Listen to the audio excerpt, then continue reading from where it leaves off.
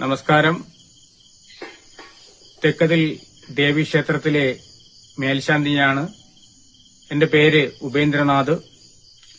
തെക്കതിൽ ദേവീക്ഷേത്രത്തില് ശത്രുസംഹാര പൂജ നടത്തിവരുന്നു.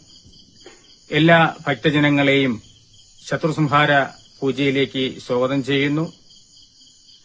ശത്രുസംഹാര പൂജ നമ്മുടെ ശത്രുദോഷങ്ങൾ മാറുന്നതിന്, ബാധാദോഷങ്ങൾ മാറുന്നതിന്, വിളിദോഷങ്ങൾ മാറുന്നതിന് ആണ് ശത്രുസംഹാര പൂജ നടത്തുന്നത്.